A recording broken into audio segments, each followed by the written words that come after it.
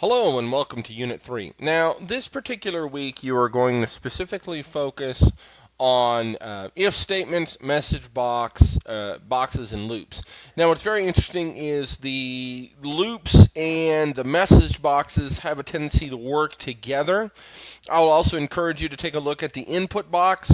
I think I put that or use an input box as an example in the micro lesson for Unit 2. But a lot of these, as you're looping through code, having a message box, being able to give you feedback as you go along, giving feedback to the user, getting input from the user, all these things are somewhat tied together. And I would suggest this particular week you do pay particular close attention to the if statements because of the fact that this, when I started talk last week when we were dealing with troubleshooting and stepping through your code, code is a line by line fashion. You do this line, then you do this line, then you do this line. Now, an if statement allows you to do a conditional, right? I'm using some terminology here. Allows you to do a conditional to skip certain lines of code to go down to the next line of code as opposed to executing it all line per line. So it gives you some sort of program control and program flow where that's concerned. And this is kind of the first step on that journey, so to speak.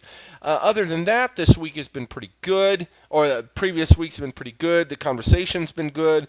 Continue to work on your group projects. You'll note at the mid-week Unit 2, I gave out the group assignments.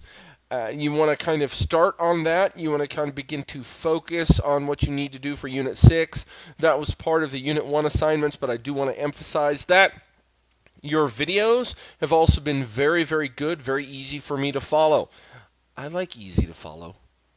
It's easy to give grades when easy to follow is there. So continue that. I had some individuals use the worksheet that they were supposed to do as they went through the program itself, kind of explaining back and forth where it was all right there and they went right through the steps. That's great. Some people just talk through the steps. That's okay.